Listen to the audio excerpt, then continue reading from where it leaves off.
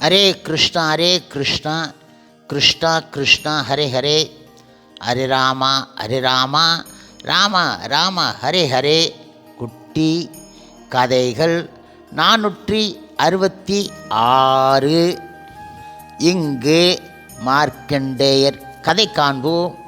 முன்பு ஒரு சமயம் மார்க்கண்டேயர் முதலில் சிவபெருமான் பக்தனாக இருந்தார். பிரளய காலம் வந்ததால் ஆகாய மார்க்கத்தில் சுற்றி சிவபெருமான் பார்வதியை தரிசனம் செய்து அவரை பிரணாம் செய்து தவம் துதி செய்து கொண்டு இருந்தார். சிவபெருமானும் பார்வதி தேவியும் சந்தோஷம் ஆகி வரம் கொடுக்க நிச்சயித்தார்கள். அப்பொழுது மார்க்கண்டே ரிஷி கூறினார், எனக்கு உங்கள் மீதும் ஸ்ரீ விஷ்ணு மீதும் எந்தவித காரணம் இல்லாத பக்தி ஏற்பட வேண்டும் என்றார். சிவபெருமான் கூறினார், அப்படியே ஆகட்டும் என்றார் அவர். மேலும் 7 கல்பகாலம் வரை இரவா வரம் அடைவாய், இதை சொல்லி ஆசீர்வாதம் செய்தார்கள். ஆனால் காலத்தின் கதியானது நேரம் கடந்து பிரளய காலம் வந்துவிட்டது. முழுமுதற் கடவுள் மற்றும் பரம புருஷ பகவான் ஸ்ரீ கிருஷ்ணரின் அவதாரமான வடபத்திர சாயி பால முகுந்தனை தரிசனம் செய்து மேலும் அவர் அருகில் பிரார்த்தனை துதி செய்தார் மார்க்கண்டேயர். அதன் பிறகு பகவானின் மாயா வைபவம் தரிசனம் செய்து அதனால் குழப்பம் அடைந்து விட்டார். பகவத் ஆராதனை பிரபாவத்தால் மரணம் தானாகவே பயப்பட்டது. யமன் யாரை சரணம் ஏற்றுக்கொண்டானோ அந்த பகவான் பரமபுருஷ பகவான் ஆவார்.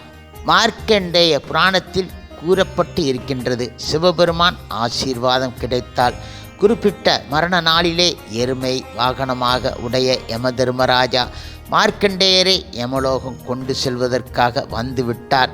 அப்பொழுது உடனடியாக சிவலிங்கத்தை மார்க்கண்டேயர் ஆலிங்கனம் செய்தார். இந்த காட்சியை பார்த்த தர்மராஜா யமன் தனது சுயபலம் இழந்து விட்டார். அடையாளம் தெரியாமல் அங்கிருந்து அகன்று விட்டார். சிவபெருமான் ஆராதனை செய்ததால் மோட்ச பிராப்தி ஏற்படும். ஆனால் கிருஷ்ண பெருமானின் ஆராதனை செய்தால் கிருஷ்ண பிரேமமயம் ரசமயம் ருச்சி உடனே பக்தி உண்டாகும். அதற்கான ஸ்லோகம், ஆராதனம் சர்வேஷ விஷ்ணு ஆராதனம் பரம் தஸ்மத் பரோதரம் தேவி ததியோனம் சமர்ச்சனம். பொருள், சிவபெருமான் கூறுகின்றார், ஓ தேவி, மற்ற தேவர்களின் ஆராதனையில் இருந்து விஷ்ணு ஆராதனை செய்வது சிரேஷ்டமானது. விஷ்ணுவின் ஆராதனையை விட அவருடைய தூய பக்தருக்கு பூஜை சிரேஷ்டமானது என்கின்றார் அவர். சாஸ்திரத்தில் குறிப்பிடப்பட்டு இருக்கின்றது, பாவிகள் நரகபோகம் செய்தால் யம தூதர்கள் அவர்களுக்கு உண்மையான தண்டனை கொடுப்பதற்காக யமலோகம் கொண்டு போய் நரகத்திலே எரிவார்கள். எவன் ஒருவன் புனித கர்மம் செய்து கொண்டு இருக்கின்றாரோ அவர்களுக்கு பலன் ஏற்பட ஸ்வர்க்கம் மேலும் பலவிதமான லோகத்திற்கு அனுப்புவார்கள். அவர்கள் சொந்த கர்மம் பலன் முடிந்த பிறகு மீண்டும் இந்த உலகத்திலே பிறப்பார்கள்.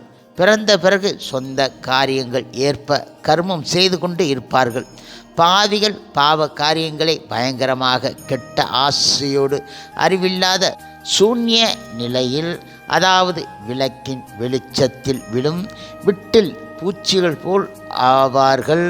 அவர்கள் செய்யும் பலவித கெட்ட காரியங்களுக்காக எப்பொழுதுமே முக்திக்கான வழிகள் அவர்களுக்கு கிடைக்காது. மேலும் அவர்கள் பலவிதமான நரக வேதனைகளை அனுபவிக்கத்தான் வேண்டும். புண்ணிய காமிகள் யாகம் யோகம் ஹோமம் மேலும் மற்ற பலன் கருதிய ஆசையால் சுபகாரியங்களை செய்து சொர்க்க சுகபோகம் அடைகின்றார்கள். ஆனால் இதனால் அவர்களுக்கு ஒன்றும் சுகப்படுவது கிடையாது. புண்ணியம் முடிந்த பிறகு உடன் மீண்டும் இந்த உலகத்திலே திரும்ப பிறப்பார்கள். ஆகவே பாவமும் புண்ணியமும் ஜீவர்களுக்கு முடிவு கிடையாது. எவன் ஒருவன் அவன் பகவான் கிருஷ்ணரின் திவ்ய திருநாமம் ரூபம் குணம் லீலாக்களின் நம்பிக்கை கொள்ள வேண்டும், அவனுக்கு முக்தி கிடைக்கும். அடுத்ததாக யமராஜருக்கும் யம தூதர்களுக்கும் நடந்த ஒரு சம்பாஷணையை காண்போம். யம தர்மராஜன் தனது தூதர்களிடம் கூறினார், ஓ தூதர்களே, எவன் ஒருவன் ஸ்ரீ பகவான் ஹரியின் பிராப்தி சாதனைகளே சிரவணம் கீர்த்தனம் ஒருமுறை செய்தார்களோ அவரே சாது என தெரிந்து கொள்ளுங்கள். அதைத் தவிர மற்றவர்கள் எல்லோரும் சாதுக்கள் கிடையாது. யார் நாக்கில் ஒரு நாள் முழுவதும் பகவான் கிருஷ்ணரின் நாமத்தை உச்சரிக்கவில்லையோ, மனதினால் ஒரு நாள் கூட முழுவதும் சிந்தனை செய்யவில்லையோ, சித்தத்தின் எதிரி முகமான தலையை கிருஷ்ண சரத்தின் விழவில்லையோ, ஏதாவது நிலையில் விஷ்ணு நோக்கத்தால் எந்த ஒரு கர்மமும் செய்யவில்லையோ அவர்கள் சாது கிடையாது. அப்படிப்பட்ட சாது இல்லாதவர்களே யமன் நரகத்தில் வீழ்த்துவான் என்றார் அவர். எவன் ஒருவன் கர்மகாண்டத்திலே பலவித வகையான பிரயோஜனம் அற்றவைகளை விட்டுவிட்டு பகவான் கிருஷ்ணனின் சரணத்தில் சரணம் அடைகின்றவர்களுக்கு தண்டனை கொடுப்பதற்கு எனக்கு சிறிதும் தகுதி கிடையாது என்றார் அவர். தெய்வ சங்கல்பத்தால் கிருஷ்ண பக்தர்களுக்கு ஏதாவது தவிர்க்கப்பட்ட வேலை காரணத்தால் அல்லது கெட்ட கர்ம காரியங்களுக்காக நரகம் வந்துவிட்டால் பகவான் கிருஷ்ணனின் திருநாமம் மற்றும் கீர்த்தனை முறைகளினாலே அவர்களுக்கு பாவம் ஏற்படாது. அதனால் அவர்களுக்கு தண்டனை கொடுக்க முடியாது என்றார் யம தர்மராஜா.